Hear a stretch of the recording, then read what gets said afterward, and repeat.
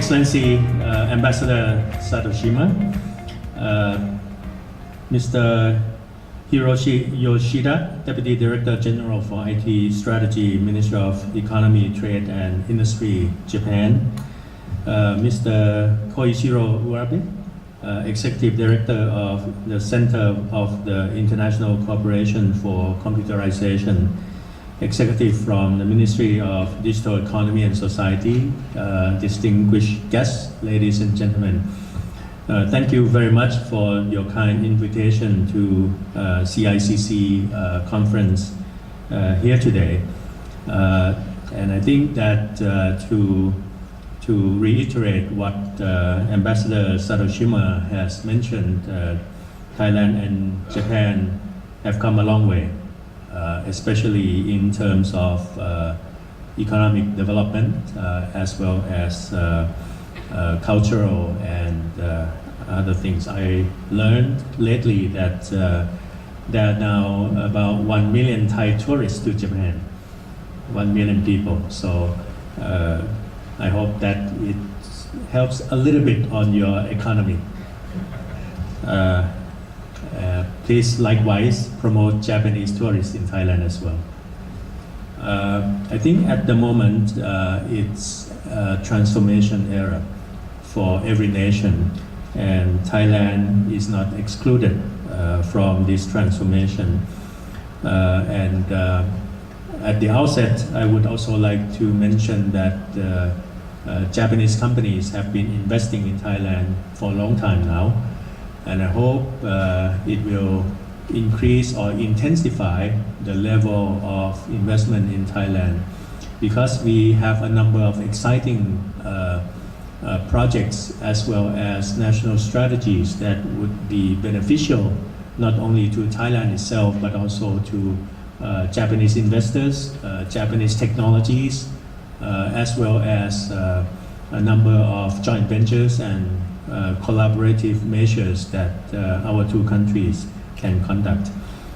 Given the time that I have, I'd like to address 5 areas of development, which again, I think it reflects in a big way how Thailand is transforming. If you don't know that Thailand is transforming, please pay attention, because we are transforming. As Mr. Ambassador has mentioned, and just yesterday the statistics was out, the fact that the mobile subscription is 133% of the population of Thailand. Meaning, on average, each one of us has more than one SIM in your mobile phone. Okay? But more importantly, we also see the increase of the level of absorption of internet utilization in Thailand. 3 or 4 years ago, when I first entered this government, Thailand was very much below the intensity of internet users in Asia or in ASEAN. Today, I can be very proud to say that internet users in Thailand account for 82% of the population. It used to be 30-something. So something is happening, whereas the active social media users, as the ambassador has rightly pointed out, is about 70 to 75% of the penetration. I'm sure for the Thai audience here, most if not all are using many programs such as Line intensively since you wake up this morning before a cup of coffee, right?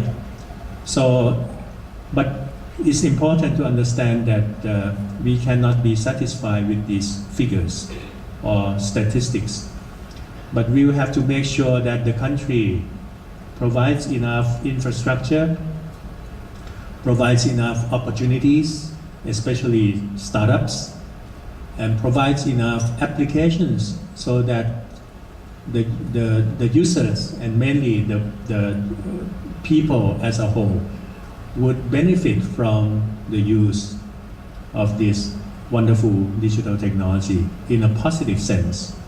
Of course, we will address the negative sense of digital technology, but that's account for 5%, 10%.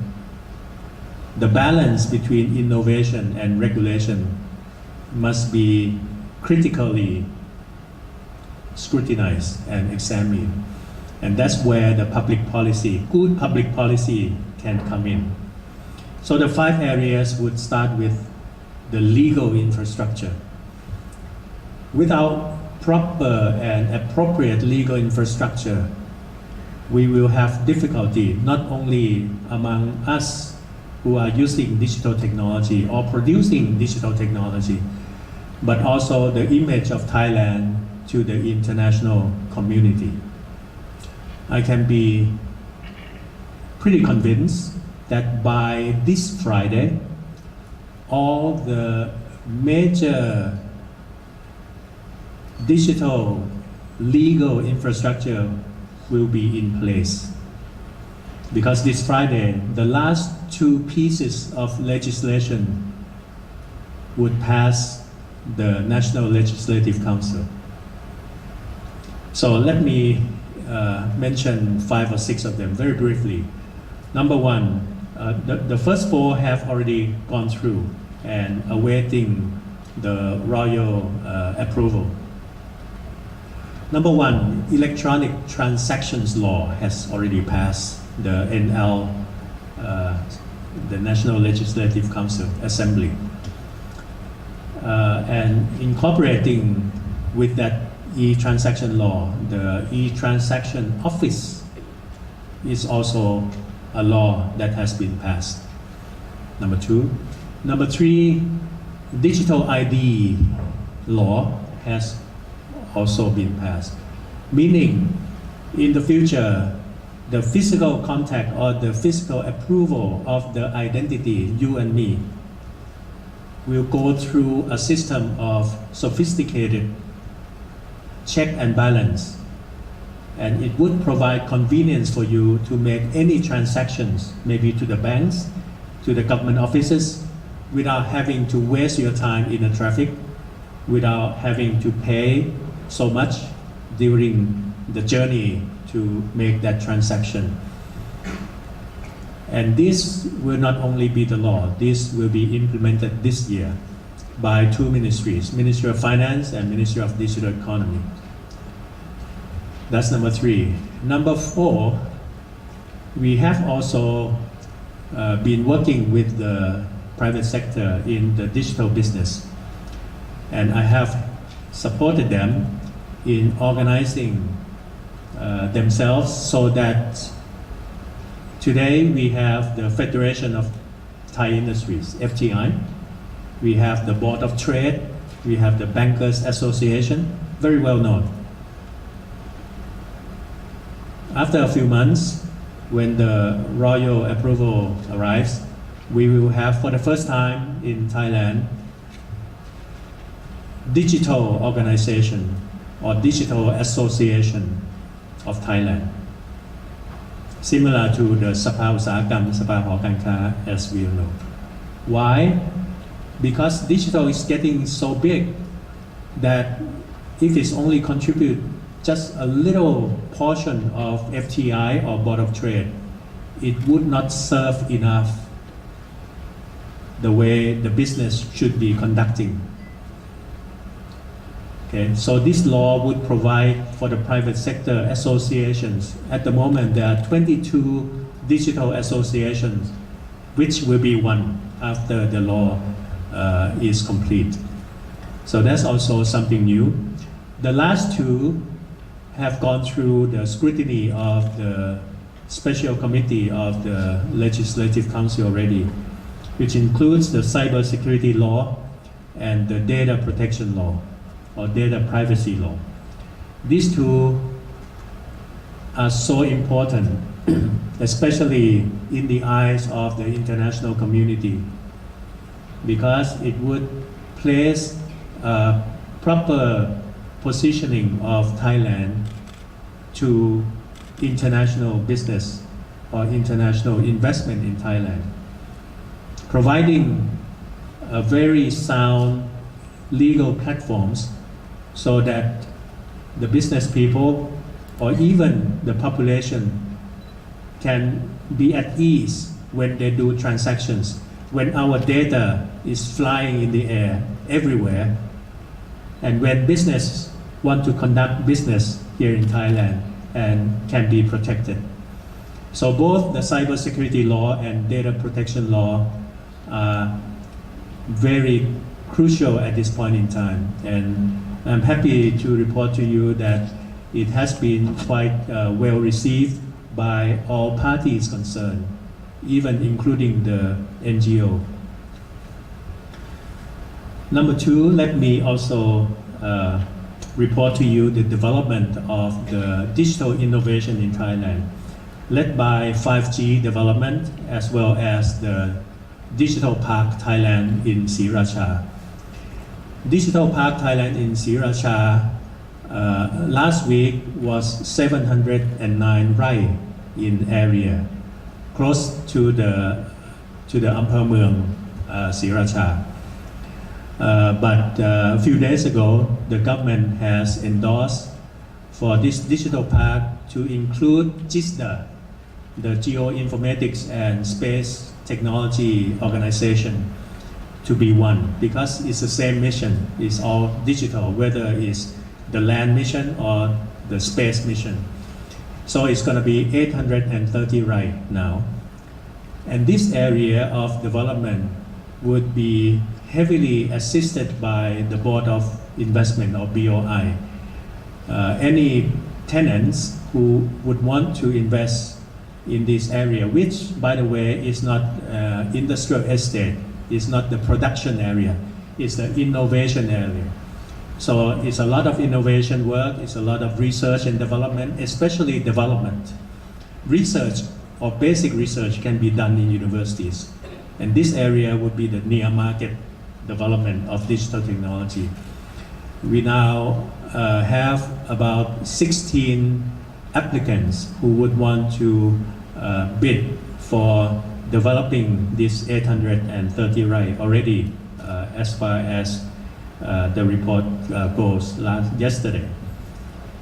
Now let me also mention that while we have to wait for the construction of the digital park, we don't have time to waste in developing digital technology. So in the meantime, we have now agreed with Kasetsart University Sriracha campus to use the whole campus, 199 rai, to use the testing area for 5G technology. Over the past 4 months, we have already made arrangements for 4 groups of players to come and work on the testing of 5G. Group number 1, of course, is the regulator, NBTC, who kindly has provided us already formally 5G frequency, 26 gigahertz to start with, so that we can test a number of exciting applications. The second group is the vendors. We now have about 4 or 5 vendors who are keen to put in their state-of-the-art equipment on 5G. Third group are the ISPs. We have all the ISPs operating in Thailand getting involved in this project, and we hope that through this 5G testbed experiment for the whole year, we will be able to convince each and every one of the ISPs that in the future, when there will be a huge investment on 5G infrastructure, we can adopt the concept of infrastructure sharing so that it would lower the cost not only of the ISP but also for the society as well. It's nonsense to have a lot of towers everywhere in Bangkok. You know, it's a visual pollution in a way. apart from the rising of the capital cost. And last but not least, we are now in the process of inviting use cases for 5G, including the Ministry of Public Health, including the automobile industry, including the Eastern Seaboard manufacturing facilities to come and test with us the future of 5G applications. Number 3, I would also like to address smart cities. This year, we have been working and will intensify our effort to develop 7 smart cities in Thailand. This will include Phuket Island, the whole island, Bangkok Metropolitan, which will be done zone by zone, Chiang Mai, Khon Kaen, and the 3 provinces of EEC. We now have asked the EEC committee to endorse the investment privilege for smart cities players.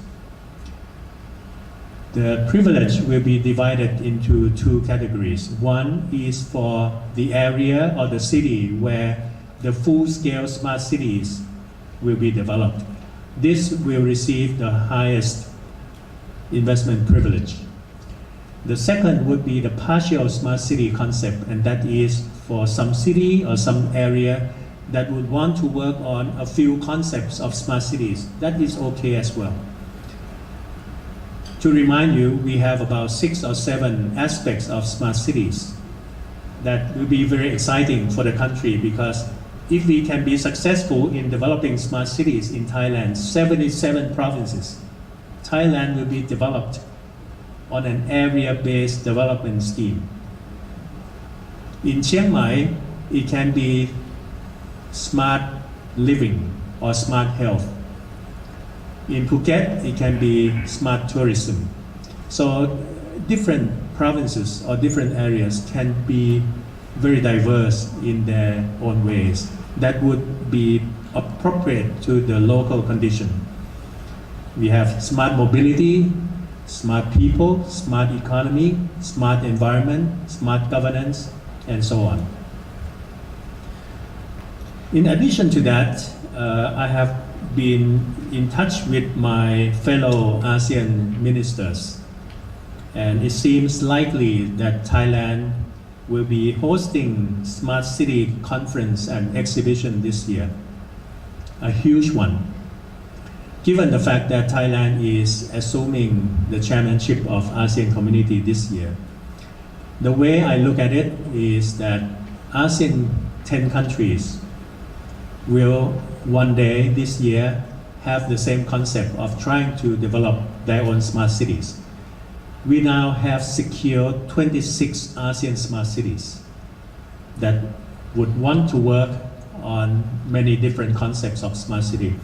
So about August this year, we are hoping to be able to organize a huge event on Smart City Conference, and I certainly would want to invite our Japanese friends to come and join us and participate in this event. I'm hoping that all governors in ASEAN, all mayors, all equipment vendors, even all the representatives of the citizens and communities would come into one place and exchange ideas of the future smart cities of ASEAN.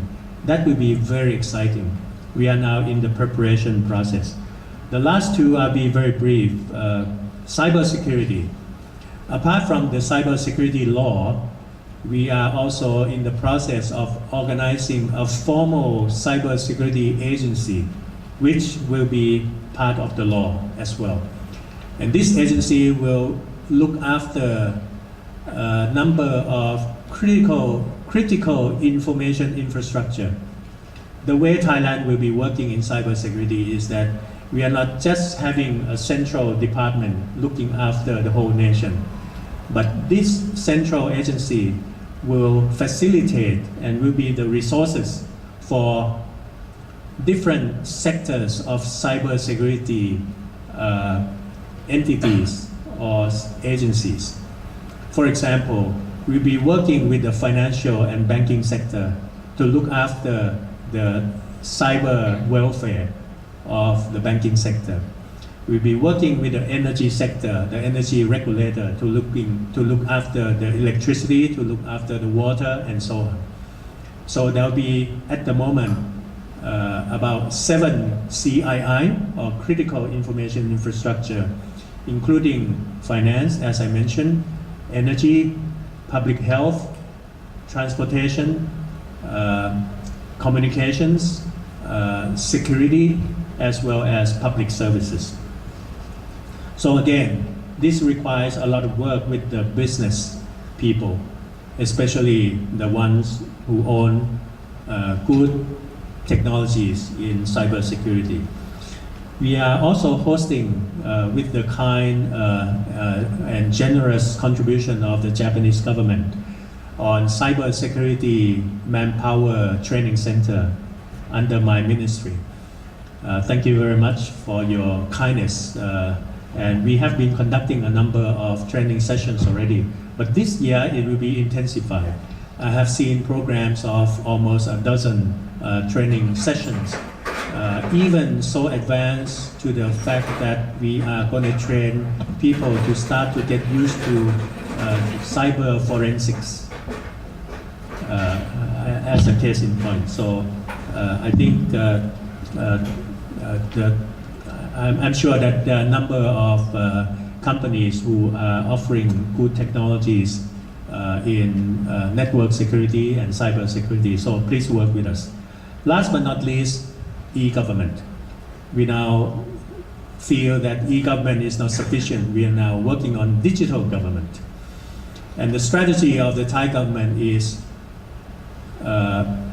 consists of 4 keywords to make sure that the government would be less paper or paperless, would be less cash or cashless, and would be more friendly to the citizens and to the businesses.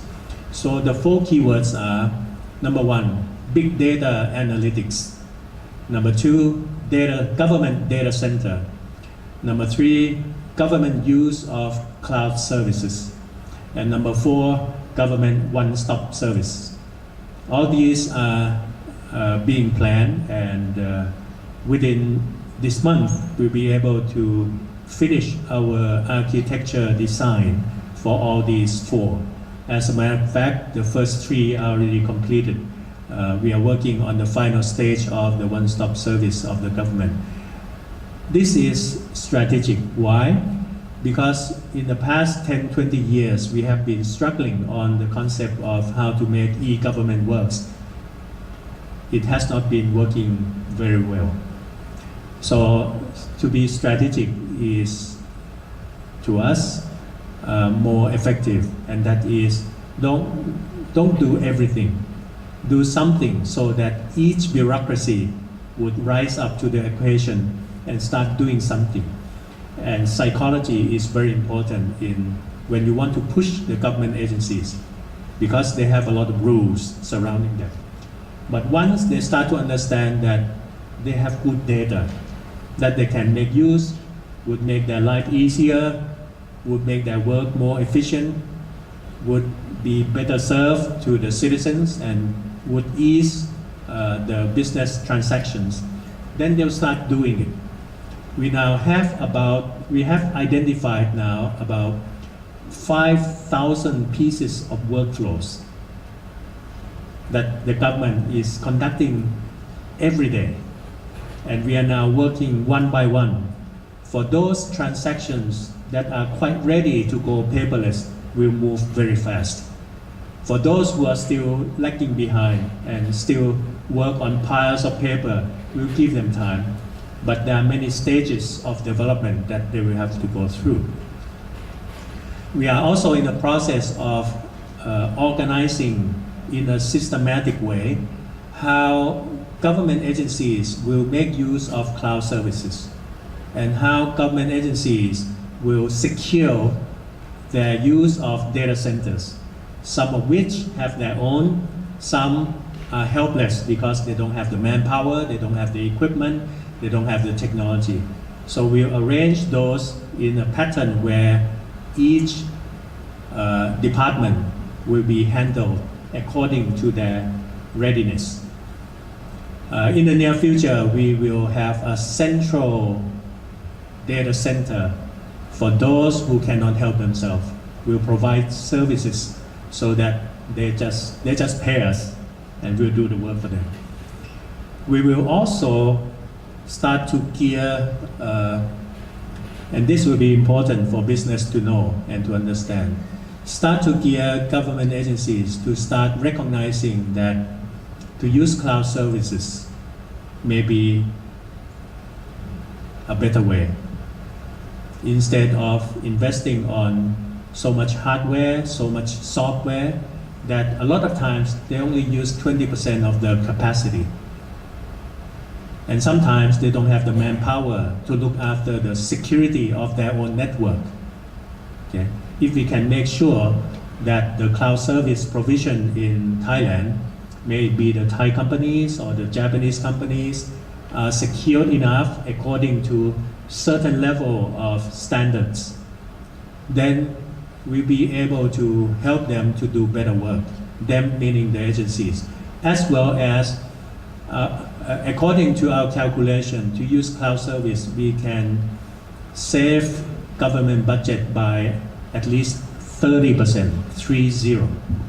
So this is a very good way to strategically develop government bureaucracy into less paper era. We hope we can go to paperless, but it will take time. But cashless will come first because we notice that Thai society can absorb the cashless society very fast. We now have more than 50 accounts of prompt pay within a year or two. So it's moving very fast. Now a lot of people, a lot of businesses, even the street food are now using QR code for payment system.